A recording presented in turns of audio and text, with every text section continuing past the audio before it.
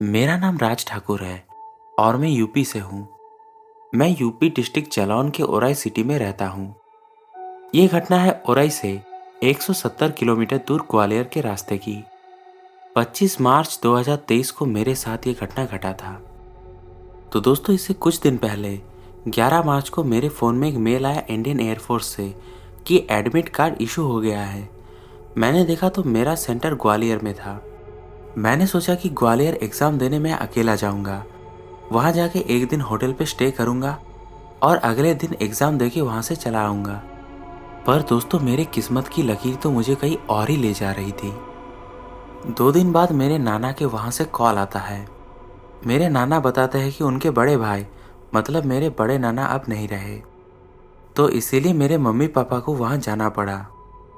तो मेरा एक दोस्त जो कि मेरे भाई जैसा है, मेरे घर में सभी उसे बेटा जैसा मानते हैं, उसको ये बात पता चला। दोस्तों, शायद मैंने आपको उस दोस्त का नाम नहीं बताया। उसका नाम गोपाल है। उसने कहा कि चलो बाइक से एग्ज़ाम देने चलते हैं और रात को हम लोग लौट आएंगे और सुबह तुम नाना के घर निकल जाना। तो मैंने उसको हाँ बोल दिया और इस बात पे मेरे घर वाले भी मान गए। लेकिन हम दोनों में से किसी को नहीं पता था कि कौन सा रास्ता सही होगा। मेरे पापा ने पूछा कि किस रास्ते से जाओगे, तो गोपाल ने कहा कि ओरई से जलौन होते हुए मधोगढ़ अमायन वाला रोड। पहले मैं रोड मैप आपको समझा दूं। आप ओरई से जलौन होते हुए माधोगढ़ से सीधा रास्ता जाता है लाहौर के लिए। ग्वालियर से अमाया गांव 40 किलोमीटर का रास्ता है लाहौर के लिए। ये 40 किलोमीटर एक सिंगल रोड है और उस रास्ते के अगल बगल घना जंगल है, एक कब्रिस्तान और 2 शमशान घाट है और वहाँ से एक छोटी सी नदी गुजरती है जो कि आगे जाके जमुना में मिलती है। वो जगह पूरी तरह से जंगली इलाका है। वहाँ पर दूर दूर तक कहीं भी इंसानों का नामो निशान तक नहीं है। उस रास्ते में ना एक घर है, ना एक दुकान, यहाँ तक कि स्ट्रीट लाइट्स भी नहीं है। खैर, तो गोपाल की इस बात को सुन के पापा ने साफ साफ मना कर दिया। उन्होंने कहा कि वहाँ पर घना जंगल है और वहाँ से जाना तुम लोगों के लिए ठीक नहीं। पापा की इस बात पे मैंने उस वक्त हाँ बोल दिया, पर यह सब कुछ कौन मानता है। अगले दिन बाइक लेके हम लोग सुबह 8 बजे निकले क्योंकि 1 बजे एग्ज़ाम में एंट्री थी। लेकिन अजीब बात तो यह है कि दिन के वक्त भी वो रास्ता पूरा खाली था। फिर इसके बाद एग्ज़ाम देके मैं 5 बजे वहाँ से निकला, खाना वाना खाया और उसके बाद एक जगह पर रुका तो शाम के 6:30 बज गए। अब वहाँ पर कुछ कुछ अंधेरा सा होने लगा था। मैंने मेरे दोस्त से कहा कि भाई, अंधेरा हो रहा है, आज यहीं पर ही रुक जाते हैं, यहाँ मेरे रिलेटिव्स हैं। अंधेरा हो रहा है और मुझे कुछ ठीक नहीं लग रहा। लेकिन मेरा दोस्त नहीं माना। फिर हम लोगों को वहाँ से निकलते निकलते शाम के 7 बज गए क्योंकि रास्ते में ट्रैफिक बहुत था। मैं और गोपाल ग्वालियर से निकले और हम लोग आगे बढ़ते गए। ग्वालियर में तो हम लोगों को कोई दिक्कत नहीं आई, लेकिन इसके बाद हम लोगों के साथ कुछ ऐसे घटनाएं घटी जिनके बारे में सोच के आज भी मेरी रूह कांप उठती है। मैं बता दूं कि मेरा दोस्त गोपाल बालाजी का और काली माता का बहुत बड़ा भक्त है। उसके घर में बालाजी का 100 साल पुराना मंदिर है जिसकी स्थापना उसके परदादा जी ने की थी और मैं राधा रानी का परम सेवक हूँ। खैर, तो हम लोग रास्ते में भगवान का भजन गाते हुए जा रहे थे। अब घड़ी में रात के 9 साढ़े 9 बज रहे थे।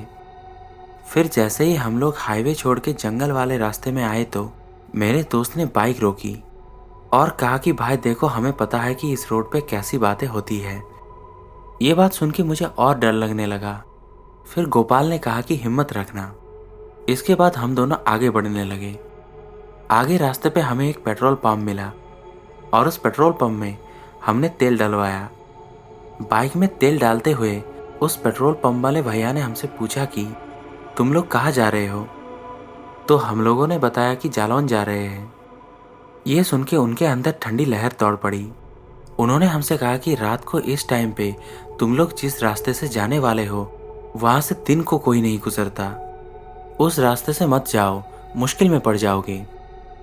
तो हम लोगों ने कहा कि भगवान है हमारे साथ और इसके बाद हम दोनों फिर से निकल पड़े। अब हम लोग भांदेर वाला रोड पर आए। यहाँ भांदेर से जलौन तक 130 किलोमीटर का एक सिंगल रोड है और दोस्तों यहीं पर वो 40 किलोमीटर वाला रास्ता था जो कि घने जंगलों से घिरा हुआ है। जैसे ही हम लोग अमाया पहुंचे तो मेरे दोस्त ने बाइक रोकी और बालाजी महाराज का जयकारा लगाया। मैंने भी राधा रानी की जयकारा लगाया। फिर भगवान का नाम लेके हम दोनों फिर से चलने लगे। जंगल से घिरे हुए इस रास्ते को पार करते हुए हमने एक शमशान घाट को क्रॉस किया। फिर जैसे ही हम दोनों बाइक से एक कब्रिस्तान के पास से गुजरने लगे तब हम लोगों ने देखा कि एक बूढ़ा आदमी सफेद शॉल ओढ़ के एक पेड़ के नीचे बैठा है और वो बूढ़ा आदमी हम दोनों को ही घूर रहा है। ये देखकर मेरे दोस्त ने बाइक की स्पीड बढ़ा दी। दोस्तों ये देख के मैं मन ही मन भगवान का नाम लेने लगा। फिर 4-5 किलोमीटर वहां से आगे बढ़ने के बाद मुझे ऐसा लग रहा था कि कोई हमारा पीछा कर रहा है। ये बात मैंने मेरे दोस्त को बताया। उसने बाइक के साइड मिरर में देखा और मुझसे कहा कि तुम पीछे मुड़ के मत देखना और भगवान का नाम लेते रहो। मैंने पूछा कि ऐसा तूने क्या देख लिया है, तो मेरे इस बात पे उसने कोई जवाब नहीं दिया। अब मुझे और भी ज़्यादा उत्सुकता होने लगी। मुझे बहुत मन कर रहा था कि एक बार मैं पीछे मुड़ के देखूं कि इस वक्त कौन हमारा पीछा कर रहा है। कुछ देर तक तो मैंने अपने आप को रोक के रखा, लेकिन इसके बाद उत्सुकता मेरी इच्छा पर हावी हो गई। मैंने पीछे मुड़ के देखा तो वही बूढ़ा आदमी हमारे बाइक के पीछे भाग रहा था। ये देख के मैं बहुत ही ज़्यादा डर गया। वो बूढ़ा आदमी इतनी तेज़ी से हमारे बाइक की ओर दौड़ रहा था, इससे मुझे पता चल गया था कि वो बूढ़ा आदमी कोई इंसान नहीं है, क्योंकि इतनी तेज़ी से कोई इंसान भाग नहीं पाता। ये देख के डर के मारे मेरी चीख निकल गई। मैंने मेरे दोस्त से कहा कि बाइक तेज़ी से भगा, यहाँ से निकलते हैं, वो बूढ़ा आदमी हमारा पीछा कर रहा है। इस बात पे मेरे दोस्त ने मुझसे कहा कि मैंने तुझे मना किया था ना, तुझे पीछे मुड़ के नहीं देखना चाहिए था। इसके बाद मैं दोस्तों डर के मारे आंखें बंद करके भगवान का मंत्र उच्चारण करने लगा। फिर 2 मिनट तक लगातार भगवान का नाम लेने के बाद जब मैंने आंखें खोला और पीछे मुड़ के देखा तो तब वहां पर कोई नहीं था। इसके बाद हम दोनों बाइक पे हमारे मंजिल की ओर बढ़ने लगे। फिर कुछ देर बाद हम दोनों ने एक और शमशान घाट पार किया। दोस्तों हम दोनों जैसे ही उस शमशान के पास से गुजरे, हम दोनों को ऐसा लग रहा था कि कोई काला साया बार बार हमारे बाइक के सामने आ रहा है, लेकिन फिर भी हम दोनों आगे बढ़ने लगे। अब जंगल के घुप अंधेरे से किसी के रोने की आवाज़ हम दोनों को सुनाई दी। ये सुन के मेरे दोस्त ने बाइक रोकी और उसने मुझसे कहा कि कोई हमसे मदद मांग रहा है। तो मैंने कहा कि रात को इस सुनसान रास्ते में कौन हमसे मदद मांगेगा, ये ज़रूर कोई छलावा होगा। चल भाई बाइक स्टार्ट कर और यहाँ से निकलते हैं। ये बात सुन के मेरे दोस्त को होश आया और वो फिर से बाइक स्टार्ट करने लगा। लेकिन दोस्तों किस्मत का काला धब्बा तो हमारे सर ही पड़ गया था। जंगल के उस घुप अंधेरे में हमारी बाइक अब स्टार्ट ही नहीं हो रही थी। हम दोनों ने बाइक स्टार्ट करने की बहुत कोशिश की, लेकिन हर बार हमारे हाथ निराशा लगा। कुछ भी करो बाइक स्टार्ट ही नहीं हो रही थी और जंगल के घुप अंधेरे से किसी की रोने की आवाज़ हमें सुनाई दे रही थी। यह मंजर इतना खौफनाक था कि डर के मारे हमारी तो हालत ही खराब हो गई थी। लेकिन बहुत देर तक कोशिश करने के बाद भी जब बाइक स्टार्ट नहीं हुआ तब मेरा दोस्त समझ गया कि ये कोई ऊपरी चक्कर है। फिर वो अपने पास में रखा हुआ भगवान का मंत्र फूका पानी निकाला। उसने उस पानी को बाइक पर छिड़का, खुद पिया और फिर मुझे भी पिलाया। इसके बाद उसने भगवान का नाम लिया और बाइक स्टार्ट किया तो वो एक झटके से स्टार्ट हो गया। बाइक स्टार्ट करते ही हम दोनों बाइक पे बैठे और मेरा दोस्त वहां से बहुत ही तेजी से बाइक भगाया और हम लोग वहां से तुरंत निकल गए। अब वहां से और 14-15 किलोमीटर हमें जाना था। अब हम दोनों को फिर से हमारे आसपास किसी के रोने की आवाज़ आने लगी। फिर हम लोग एक पीपल के पेड़ के पास से गुजरने लगे और बाइक की हेडलाइट की रोशनी में हमने उस बड़े से पीपल के पेड़ में किसी चीज़ को लटके हुए देखा। ये देख के डर के मारे मेरी तो चीख निकल गई। फिर मेरे दोस्त ने मुझसे कहा कि ये समय डरने का नहीं है, भगवान का नाम लेते रहो, हम लोग ज़रूर सही सलामत घर पहुंच जाएंगे। दोस्तों उस पीपल के पेड़ के पास से गुजरने के बाद से ही मेरे सर में दर्द होने लगा और मुझे बहुत तेज़ बाथरूम लगी। मैंने मेरे दोस्त से कहा कि बाइक रोक दे यार, मुझे बहुत जोर की लगी है। लेकिन उस वक्त मेरे दोस्त ने समझदारी का काम किया। उसने मुझसे कहा कि अभी 10 किलोमीटर बाद चले जाना, ये रास्ता रुकने के लिए ठीक नहीं।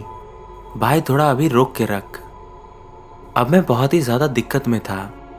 उस रास्ते में ना एक घर था, ना एक दुकान था, ना कोई स्ट्रीट लाइट्स। बस बाइक की हेडलाइट की रोशनी में हम लोग वो रास्ता देख पा रहे थे। आसपास घना जंगल और हर जगह घुप अंधेरा छाया हुआ था। दोस्तों इसके कुछ देर बाद वो 40 किलोमीटर वाला जंगल का रास्ता खत्म हो गया। जैसे ही वो रास्ता खत्म हुआ तब मैंने पीछे मुड़ के देखा। वो बूढ़ा आदमी जो कि उस पेड़ के नीचे बैठा था और जो हमारा बाइक का पीछा कर रहा था, वो बूढ़ा आदमी रास्ते के बीचों बीच हमारे पीछे कुछ दूरी पर खड़ा था। वो बूढ़ा आदमी हमें गुस्से से घूर रहा था और उसकी आंखों में मैं नफरत साफ साफ देख पा रहा था। मैंने मेरे दोस्त को ये बात बताई तो उसने मुझसे कहा कि मत देख मत देख, मैंने तुझे मना किया है ना। बाइक चलाते हुए फिर फाइनली लाहौर गांव आया। वहां पर एक चाय की टपरी पर हम दोनों रुके। हम दोनों ने चाय मांगी तो उस चाय वाले ने हमसे कहा कि तुम लोग कहाँ से आ रहे हो। तो मैंने बताया कि अमाया से। अमाया का नाम सुन के उस दुकानदार का चेहरा पीला पड़ गया। फिर मेरे दोस्त गोपाल ने कहा कि क्या हुआ है, अमाया सुन के आप इतना डर क्यों गए। उसने हमें बताया कि जहाँ से तुम लोग आ रहे हो वहाँ से कोई नहीं गुजरता और उस रास्ते में ना एक घर है ना स्ट्रीट लाइट्स, वहाँ से दिन को कोई नहीं गुजरता और तुम लोग रात को वहाँ से आ रहे हो। वो जगह बहुत ही ज़्यादा हॉन्टेड है। मैंने पूछा कि क्या है वहाँ, तो उन्होंने कहा कि एक बार एक कार वहाँ से गुजर रही थी और जब वो लोग तीसरे वाले शमशान के पास से गुजरे तब उनके साथ कुछ अजीब घटनाएं घटी। और एक बार एक आदमी जंगल में लकड़ी काटने गया था, वहाँ पर उसने भी कुछ अजीब पैरानॉर्मल चीज़ें एक्सपीरियंस की थी। उस चाय वाले के मुंह से ये बात सुन के हम दोनों बहुत ही ज़्यादा डर गए। इसके बाद दोस्तों रात के 1 बजे हम दोनों घर पहुंचे। 2 दिन बाद इस घटना को मेरे दोस्त ने उसके बड़े पापा को बताया, जो कि अभी बालाजी के दरबार में उनकी सेवा करते हैं। उन्होंने बताया कि तुम लोग बच गए, तुम दोनों के ऊपर भगवान का कृपा है और बाइक के आगे बालाजी भगवान का कवच लगा हुआ है और तुम पर भी राधा रानी का परम कृपा है, इसीलिए वो बुरी शक्तियाँ तुम तक नहीं पहुंच पाई और इसी वजह से उस बूढ़े आदमी का आत्मा तुम्हारा पीछा कर रहा था, लेकिन वो तुम तक पहुंच नहीं पाई और तुम दोनों ने घर से निकलते वक्त राम रक्षा स्तोत्र पढ़ के गए थे और भगवान का लाख लाख शुक्र है कि तुम दोनों सेफ हो। दोस्तों ये कहानी याद करके आज भी मेरे रोंगटे खड़े हो जाते हैं और ये कहानी बिल्कुल सच है। तो दोस्तों ये है मेरे सब्सक्राइबर राज ठाकुर की भेजी एक बिल्कुल सच्ची भूतिया घटना। दोस्तों अगर आपके साथ या आपके किसी पहचान वाले के साथ कभी कोई पैरानॉर्मल इंसिडेंट हुआ है तो आप भी मुझे राज की तरह इंस्टाग्राम पे वो स्टोरी भेज सकते हैं। मैं फ्यूचर के किसी वीडियो में आपकी स्टोरी भी ज़रूर फीचर करूँगा। दोस्तों अगर आपको आज की ये कहानी पसंद आई है तो इस वीडियो को लाइक ज़रूर करना और अपने दोस्तों और परिवार के साथ इस स्टोरी को शेयर ज़रूर करना और हो सके तो हॉरर डोमेन हिंदी चैनल को सब्सक्राइब ज़रूर कर देना। मिलते हैं आपसे अगली वीडियो में कुछ ऐसे ही रोचक और सच्ची डरावनी घटनाओं के साथ।